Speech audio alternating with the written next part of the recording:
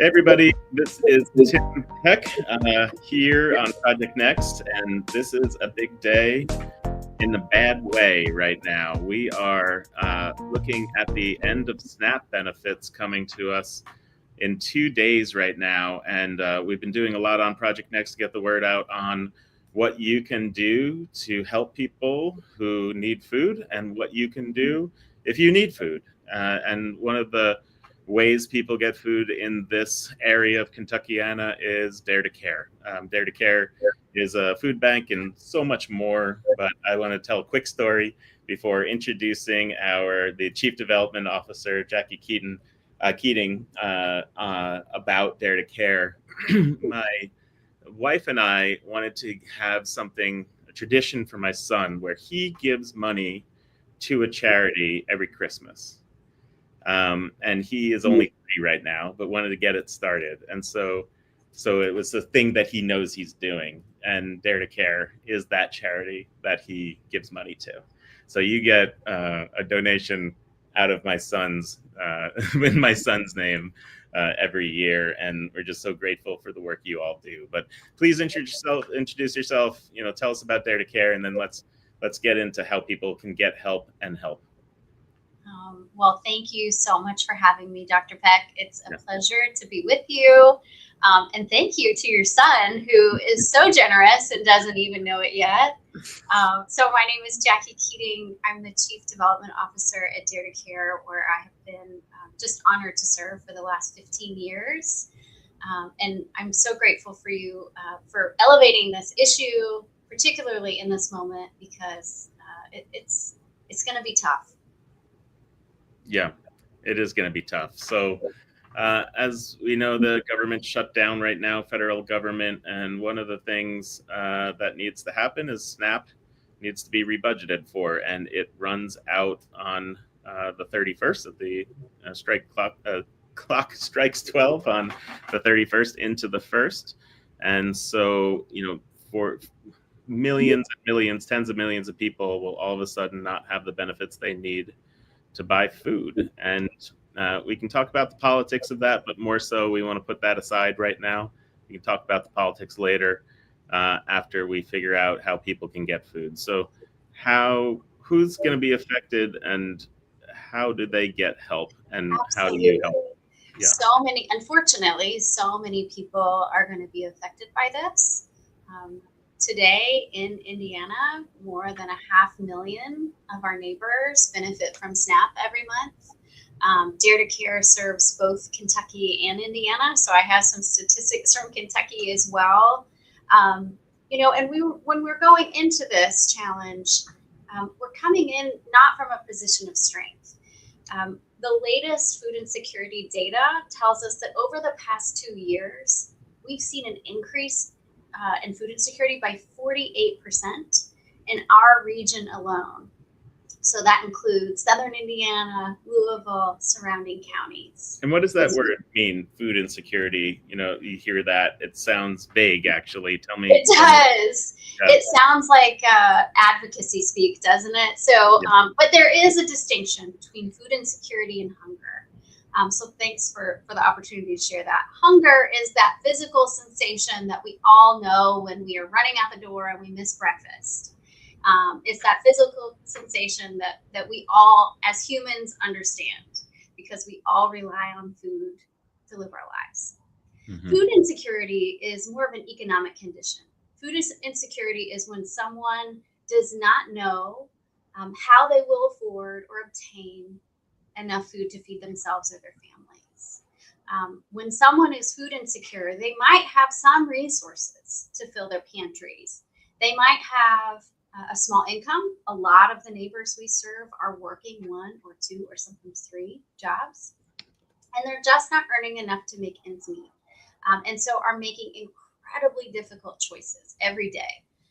Do I buy food for my family? Do I feed my kids, or do I buy medicine? Do I pay my rent or my utility bill?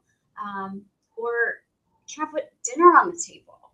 Yeah. So we're already going into this with, not from a position of strength, because so many of our neighbors are struggling. Yeah. When we think about this current situation, I want to provide some context about what this means and the scale. Because I think so many people think, oh, SNAP benefits, food stamps, I don't benefit from those. I don't understand, next, because they don't fully understand. But this impacts so many of our neighbors. Like I said, more than 500,000 in Indiana, um, and so many in Kentucky as well. For context, about $16 million of SNAP benefits flow through Jefferson County, where I'm sitting right now, in Louisville, Kentucky, Jefferson County alone per month, $16 million per month. That's more than Dare to Care Food Bank's annual budget. Yeah. And so it's so significant. For every one meal, the charitable sector like Dare to Care and our partners provide, SNAP provides 9. So the gap is going to be really significant. I don't mean to be a downer, but we have a very big challenge ahead of us. Right. Are organizations like yours and others, do you even have enough food to handle this crisis? Not today. No, we do not. In my 15 years at Dare to Care, I have never experienced inventory quite like what we're experiencing today. Okay. So we are ramping up efforts. We are increasing our purchases of fresh fruits and vegetables, of non-perishable items by 100% to start through the balance of the year, so that all of our partner pantries have hopefully enough or more than they would have otherwise. Okay. But we're talking about this on a daily basis to make sure that we are doing as much as we possibly can to meet the need. And you purchase that food with donations that you have? We will, yes. Food comes to us from a variety of sources.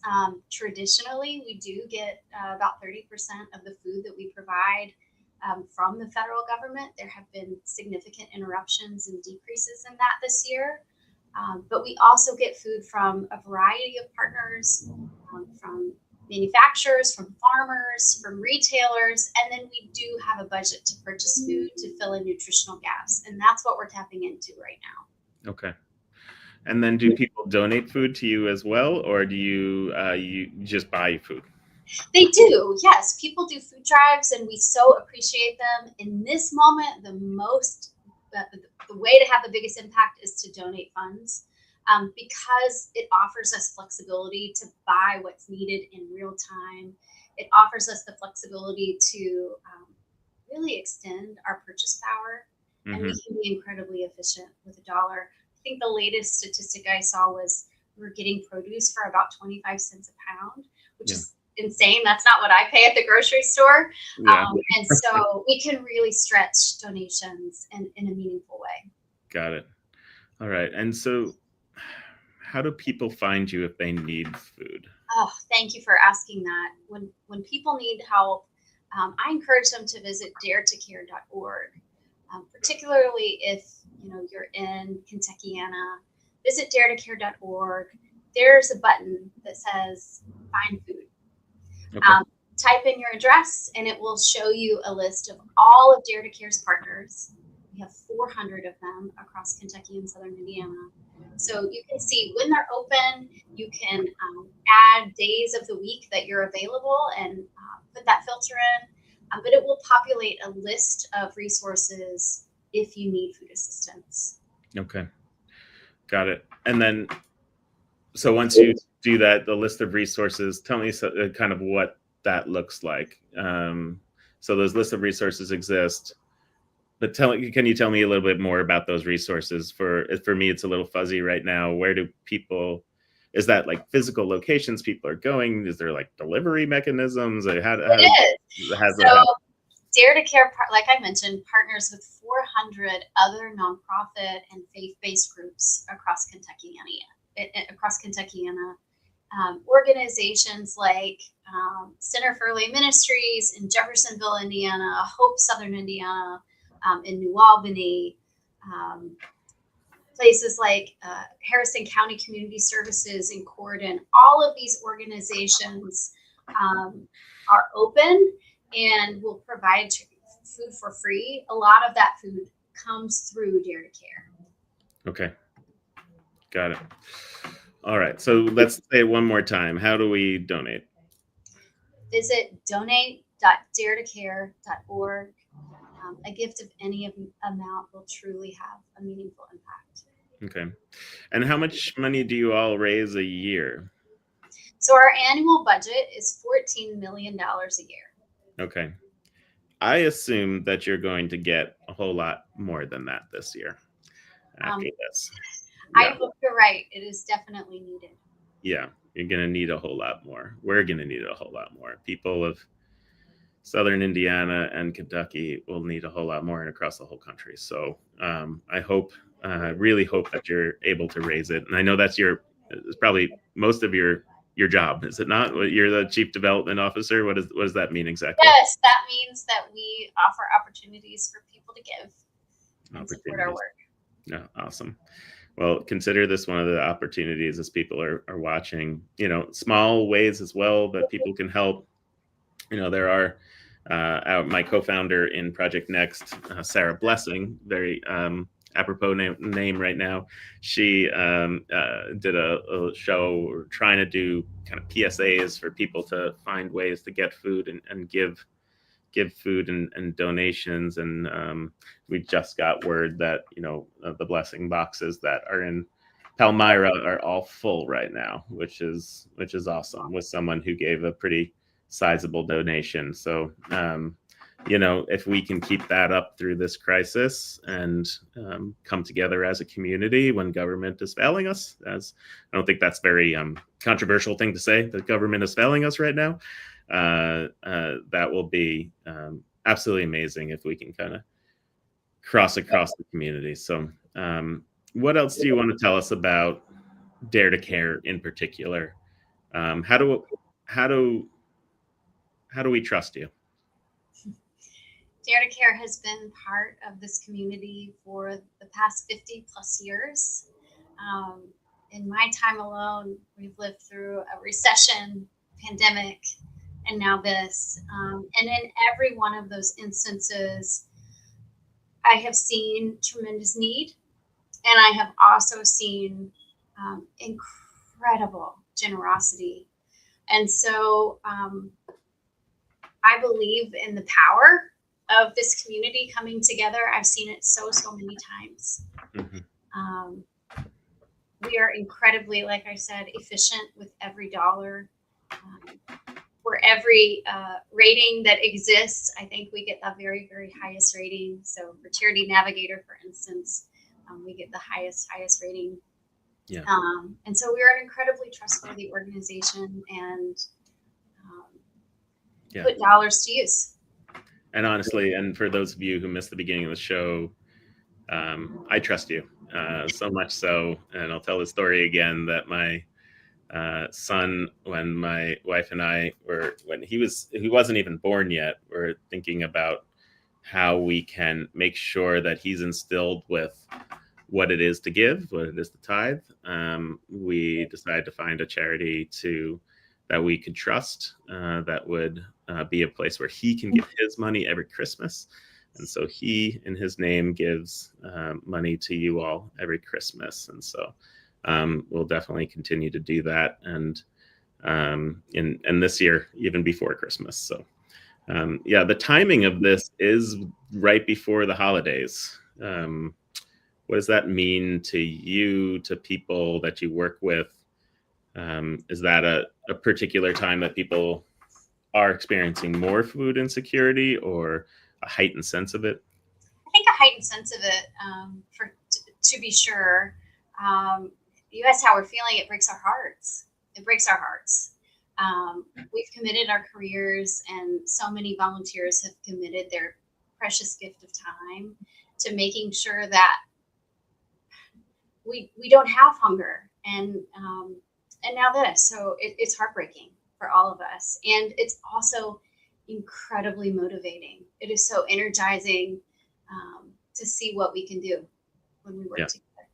All right. Well, I know you're extremely busy, and I thank you for taking the time to come on here briefly. I'm sure today is not going to be a 9 to 5 day for you.